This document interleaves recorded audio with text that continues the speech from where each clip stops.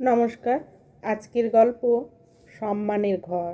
বিয়ের প্রথম দিন থেকেই নীলা একটা কথা খুব স্পষ্ট করে বলেছিল, আমি তোমার স্ত্রী, তার মানে এই নয় যে আমি নিজের পরিচয় হারাবো। আর তুমি আমার স্বামী, তার মানে এই নয় যে তুমি আমার উপরে। অর্ণব হেসে বলেছিল, তাহলে আমরা পাশাপাশি থাকবো, ওপরে নিচে নয়। ছোট্ট কথাটা হয়তো সাধারণ ছিল, কিন্তু তাদের সংসারের ভিত্তি হয়ে গেল। নীলা স্কুলের শিক্ষিকা, অর্ণব একটি প্রাইভেট কোম্পানিতে চাকরি করে। সংসার বড় নয়, কিন্তু স্বপ্ন অনেক বড়। কিছুদিনের মধ্যেই তাদের জীবনে এলো ছোট্ট মেয়ে ঈশা। ঈশা জন্মানোর পর নীলা চাকরি ছাড়বে কিনা সেই নিয়ে প্রশ্ন উঠেছিল। শাশুড়ি বলেছিলেন, বাচ্চা মানুষ করা কি কম কাজ? মা হলে বাইরে কাজের দরকার কি? অর্ণব সেদিন সবার সামনে বলেছিল, মা হওয়া একটা পরিচয়, কিন্তু ও নিজের স্বপ্নও একটা পরিচয়। আমরা দুজন মিলে ঈশাকে বড় করব। সেদিন নীলা কিছু বলেনি, শুধু তার চোখে একটা শান্ত কৃতজ্ঞতা ছিল। সকালে ঈশাকে স্কুলের জন্য তৈরি করে দেয় অর্ণব। চুলে 2 বেনি বাঁধতে শিখে গেছে সে। মাঝে মাঝে বেনি অবশ্য বেঁকে যায়। ঈশা আয়নার সামনে দাঁড়িয়ে হেসে বলে, বাবা তুমি আবার শেখো। রাতে নীলা পড়া নেয়, অর্ণব রান্নাঘরে ঢুকে চা বানায়। পাড়ার লোকজন হাসাহাসি করে, স্ত্রীকে খুব মাথায় তুলছো নাকি? অর্ণব হাসে, সম্মান দিলে মাথায় তুলতে হয় না, পাশে রাখলেই হয়। ঈশা বড় হতে হতে একটা জিনিস খুব পরিষ্কারভাবে শিখলো, বাবা কখনো মাকে ছোট করে কথা বলে না।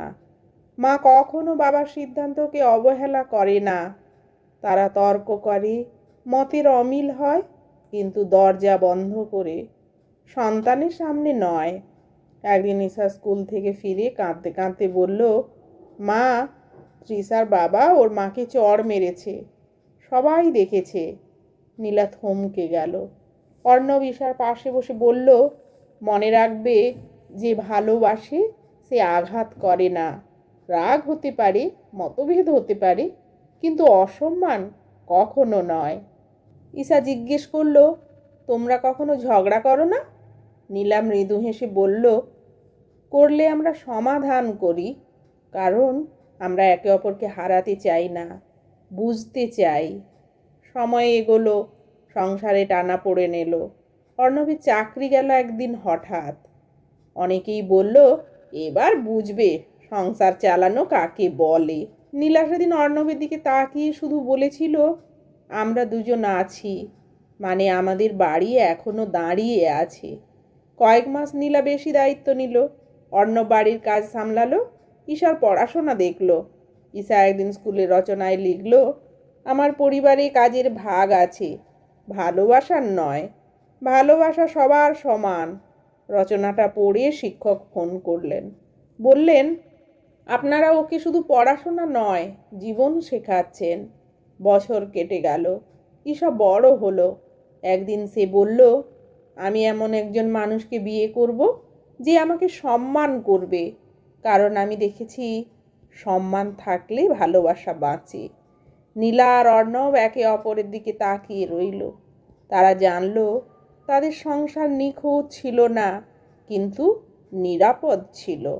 ভালোবাসা শুধু আমি তোমাকে চাই নয়, ভালোবাসা হলো আমি তোমাকে সম্মান করি, আমি তোমার পাশে আছি। আমাদের সন্তান আমাদের আচরণ দেখে মানুষ হবে। সম্মানের ঘরে বড় হওয়া সন্তান কখনো ভালোবাসাকে ভিক্ষা করে না, সে ভালোবাসাকে প্রাপ্য হিসেবে জানে। সাইকোলজিক্যাল ব্যাখ্যা, শিশুরা শুনে নয়, দেখে শেখে। বাবা মা একে অপরকে সম্মান করলে শিশু সেই আচরণ অনুকরণ করে। ঈশা তার ভবিষ্যৎ সম্পর্কের মানদণ্ড তৈরি করেছে বাবা মাকে দেখে। 2, ইমোশনাল সেফটি। যে পরিবারে তর্ক থাকলেও অপমান নেই, সেখানে শিশুর মানসিক নিরাপত্তা তৈরি হয়। নিরাপদ শিশুই আত্মবিশ্বাসী প্রাপ্তবয়স্ক হয়। রোল ইকুইটি আর জেন্ডার ব্যালেন্স। কাজের ভাগাভাগি সন্তানের মনে সমতা বোধ তৈরি করে। এতে ভবিষ্যতে সে টক্সিক ডমিনেন্স গ্রহণ করে না।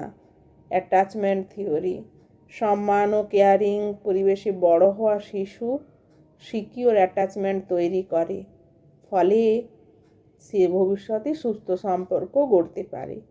পারিবারিক সম্মান, ইজিক্যাল টু আত্মসম্মান। যেখানে মাকে ছোট করা হয় না, বাবাকে অপমান করা হয় না, সেখানে সন্তান নিজের পরিচয় নিয়ে গর্ববোধ করে, তার আত্মসম্মান ভেঙে যায় না। শেষ কথা, ভালোবাসা আবেগ, কিন্তু সম্মান একটি সিদ্ধান্ত, আর সেই সিদ্ধান্তই সন্তানের ভবিষ্যৎ গড়ে দেয়।